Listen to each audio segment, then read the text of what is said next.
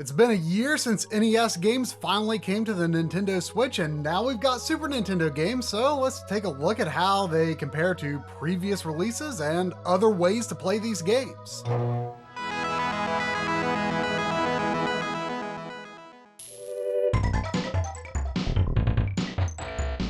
So our previous MLIG Mini casual conversation style of video went over actually pretty well. And so we're going to continue to sort of sprinkle these in between our proper, fully scripted episodes. And today we're talking about the Super Nintendo games on the Nintendo Switch through the Nintendo Online Services subscription.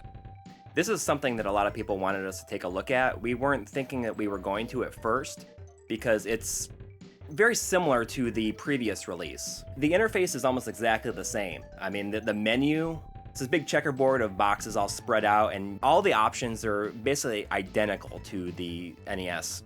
But it is worth pointing out that some features have been patched in the intervening year. So that annoying button prompt information that would appear on the screen at all times, you can turn that off in the settings now on the NES as well as the Super Nintendo. Thank God. But unfortunately, some of the flaws remain, like you've still got the border at all times, that gray gradient border, which is granted not the most obnoxious border ever, but I still wish it could just be pure black, and it is always going to display your player icon in the upper left, also kind of annoying, but I will say that I have not seen any image retention even after several hours of play on my OLED.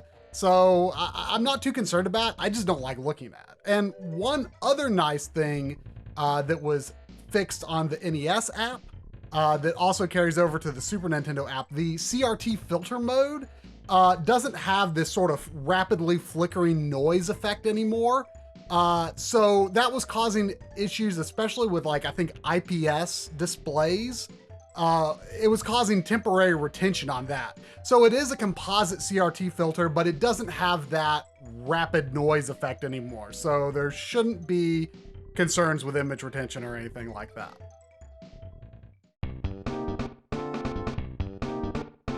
There's 20 games available day one.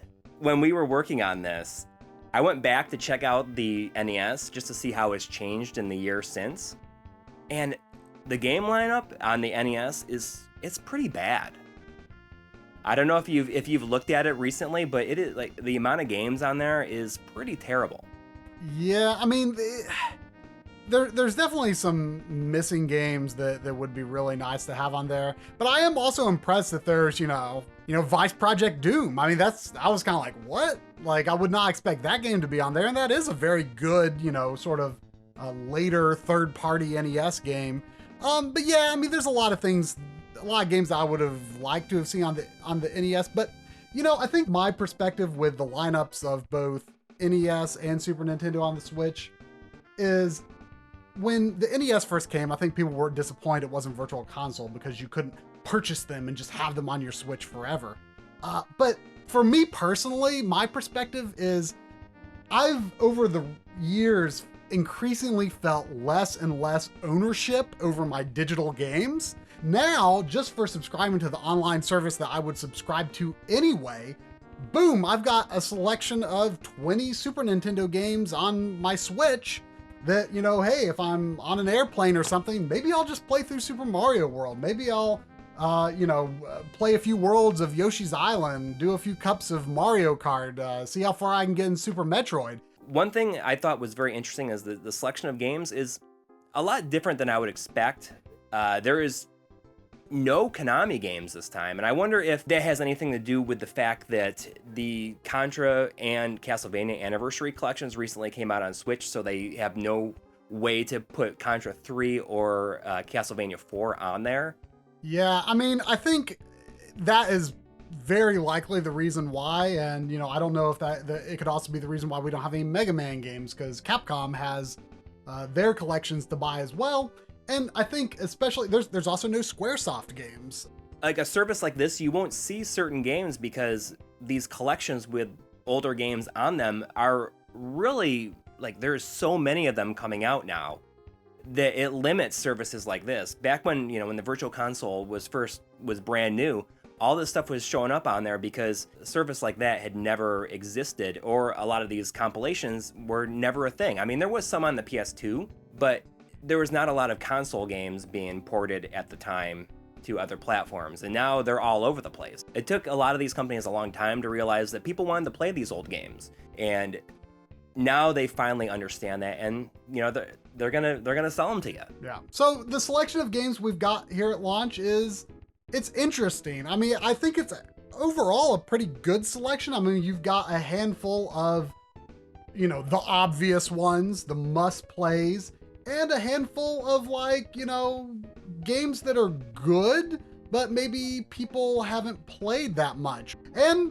a few kind of bad games. And honestly, I'm kind of glad to see those there too. I kind of think of it like the backwards compatibility on Xbox One. One thing that I think that it's important to point out to people is that always create a save state before you exit out of a game to play something else. Even if you just back out to the menu, like, you will lose your place in the game because the game will reboot.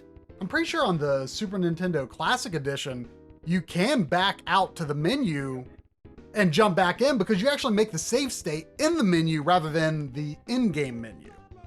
This has the ability to rewind, which was also present in the SNES Classic Edition, although I'm pretty sure its implementation in the NES Classic Edition wasn't nearly as seamless as this is. It was very, very helpful to be able to capture footage for this episode because Super Ghouls and Ghosts is an extremely difficult game, and I could kind of cheese my way through it just for capture purposes. And it's not something that we would use outside of capturing and variety of gameplay reasons. At least me. I know that you're very against using any kind of like rewind function, fast forward, anything like that. I completely forgot that function even existed. But like, even once you reminded me, I'm like, I can't bring myself to do it. I will admit though, that I did enjoy the fast forward feature in Final Fantasy XII, the Zodiac Age, but I didn't think I would. Fast forward, I can see the value in. Rewind, kind of, it just doesn't work with my brain.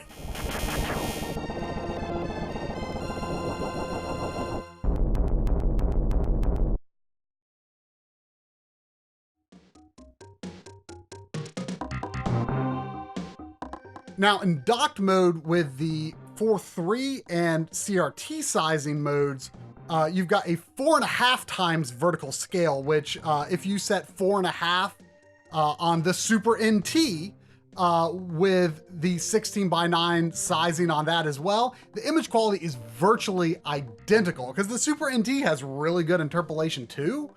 And the two are almost indistinguishable. It almost makes me wonder if Nintendo was looking at the Super NT to sort of determine like what's the best way to represent this, which I mean, it's both, I would say, are the best visual representation I've ever seen of Super Nintendo games in 1080p.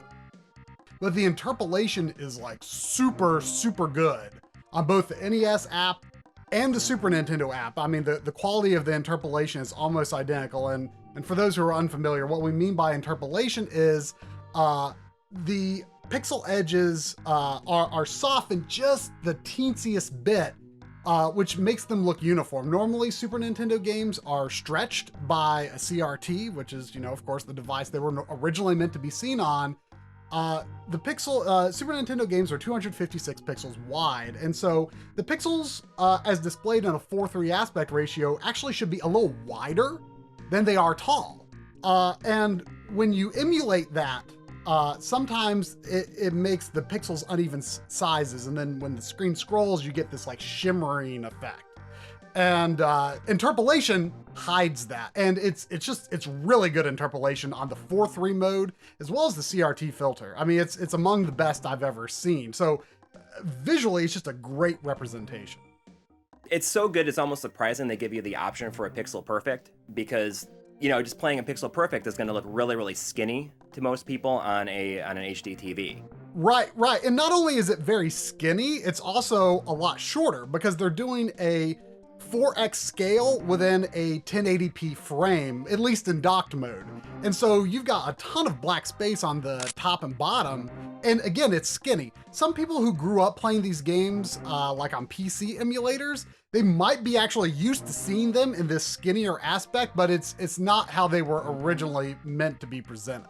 I haven't noticed any visual issues. I mean, it's not to say they might exist, but, and an interesting point about that too, we haven't noticed any anti-epilepsy stuff like the Super Nintendo and NES Classic Editions have this weird kind of like screen softening effect whenever there's like a rapid flicker effect or something similar. And maybe the games on there right now just don't have the right effects for it to kick in. But speaking of Nintendo perhaps being behind the scenes inspired by the Super NT, we noticed something very interesting when it comes to Kirby's Dream Land 3. Kirby's Dream Land 3 kind of uses this unique effect where it uses the Super Nintendo's high-res mode, which means that certain aspects can use 512 horizontal pixels, which is double 256, the normal resolution. Normally, this is used in certain games for like, especially for like Japanese text, which can look a lot clearer when you have more resolution to work with. A lot of RPGs might use the high-res mode to have high-resolution text, like Treasure of the Rudras comes to mind. And Kirby's Dream Land 3 uses it in a unique way. I don't know of any other games that do this, where it uses it for transparency effects. The Super Nintendo normally can do transparency effects, and I'm not sure what technical reason was chosen in particular for Kirby's Dream Land 3 to use these kind of alternating lines.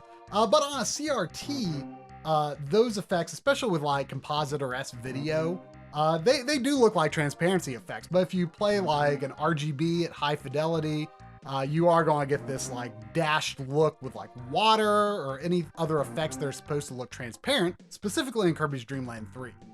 And the Super NT has this function that actually lets you blend them to make it look like true transparency. I don't know if that is, to be honest, I don't know if that is like an original Kevtris idea. I don't know if that's like a feature that's been in other emulators, but we checked. Up to this point, Nintendo has not done that effect on previous releases of Kirby's Dream Land 3, like the Kirby's Dream Collection on the Wii or on the Wii U Virtual Console. It does not have that presentation. So that's a cool feature that they've got in the emulator that is just specific to that game.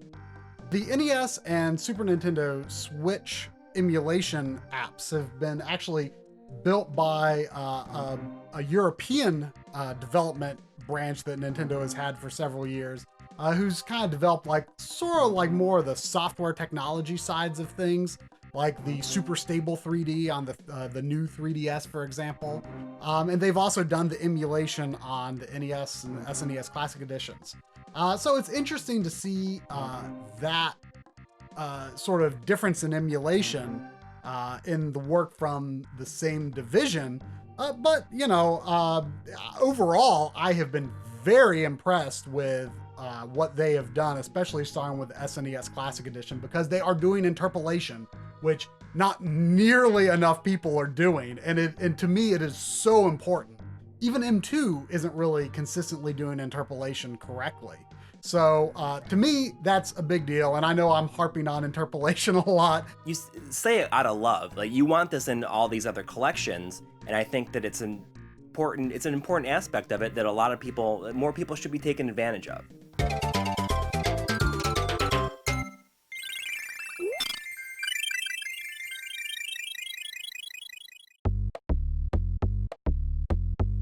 Another thing that you kind of noticed with this, and it's something that we've done some tests with to check out back and forth, is sound delay, which is a common thing in all kind of emulation that we've run into. You know, we previously talked about it in the Genesis Mini. We've talked about it in various compilations. And what we found here is very, very good. It's there, but maybe like 2 to 3 frames at the most. There's times where I may have noticed it a little bit more.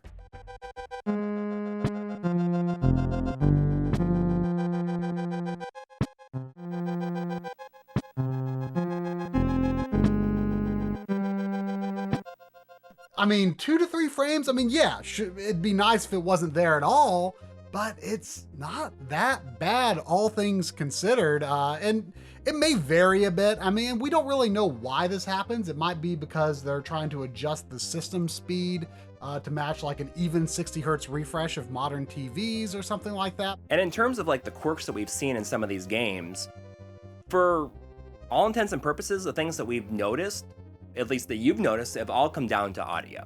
You know, I kind of had my ear open for anything that might jump out at me. And something that I thought might have been an issue at first was I heard a few audio pops. Like the easiest one to hear was in Yoshi's Island. When the next level appears on the map, it kind of does this little growing effect, and I heard a pop. But then I went back and listened to it on a real Super Nintendo, and behold, that popping sound effect is there too. So that's not a problem. I heard pops occasionally in other games, like with the jetpack and pilot wings.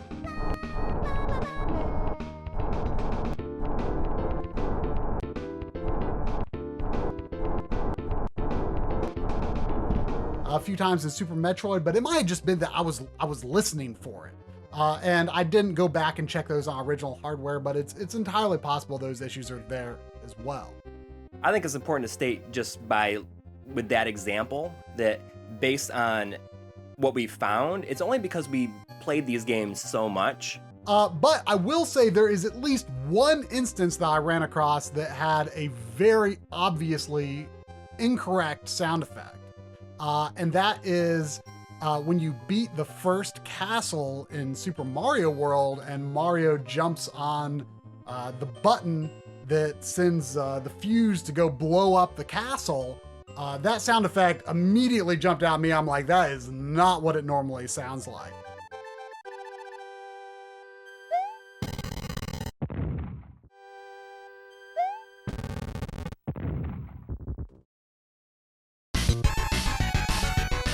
Aside from the fact that they won't let me turn off the border and won't let me turn off the player indicator, I think the European Development Division is doing a very good job. And speaking of which, we did try the online co-op mode, which we're both using wired connections with our Switch, using that USB Ethernet adapter. But I was shocked. You were hosting, and I mean, there was probably some added lag, but it was not particularly noticeable. When we tested it with the NES, we did feel more lag, but I think at that time we may have been using wireless connections still. You were using wireless and I was wired, because I basically have used wired since I got the system, because I'm using the same wired adapter that I used with my Wii U. It was by far the best experience I have ever had with a multiplayer mode hacked into a retro game.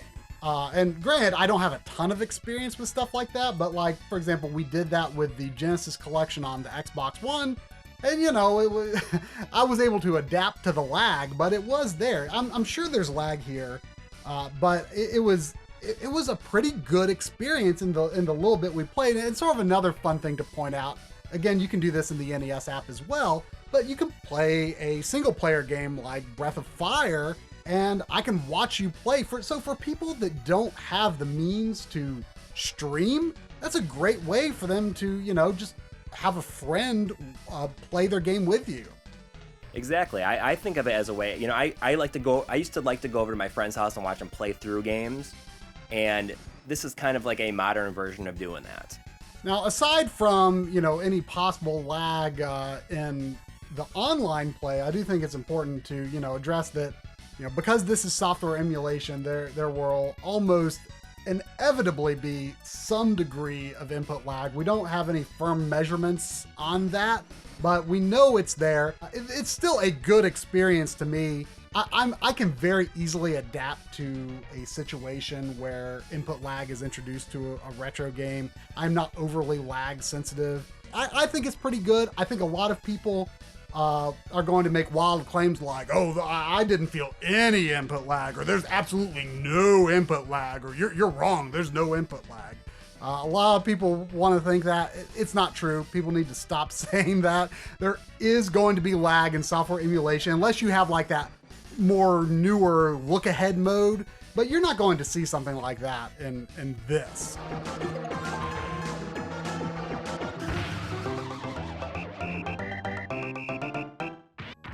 I guess talking about lag, that's kind of a good jumping off point to talk about controller options.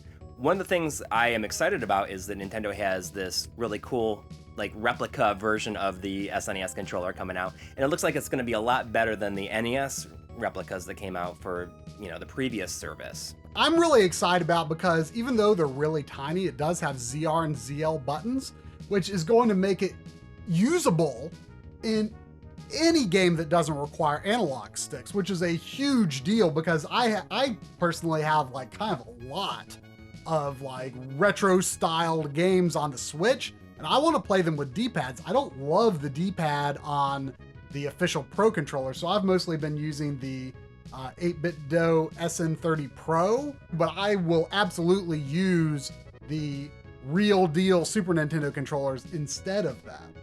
I'm kind of curious about the 8BitDo SN30 Pro Plus that has the grips on it. I'm curious to see if that'll be even better. Even though it doesn't have the exact form factor as a Super Nintendo controller, I'm curious to see if the D-pad is better. So yeah, I guess that's all that needs to be said for now. You know, Nintendo has announced that they are putting an end to the monthly additions to the NES Switch app, and that is also going to be the case on the Super Nintendo. They're going to add more games to both apps, apparently, but it's not going to be on this regular schedule. So it'll be interesting to see how more come along. I personally wasn't really chomping at the bit and looking out for more games to come to the NES on Switch, because my preferred way to play NES is on original hardware. But like I said, I like to have these games just accessible to me for travel. And so it'll be good to have more Super Nintendo games on there in the future. But for now, I think the lineup is pretty decent, pretty well rounded. Obviously, I'd like to see more things. We'd both like to see more things. But you know, what can I say? The emulation is it's easily the best representation that Nintendo has ever done of Super Nintendo games in HD. It just visually, it looks fantastic. I wish you could get rid of the border, but it's, you know, that European team is doing some top-notch emulation. I really gotta say.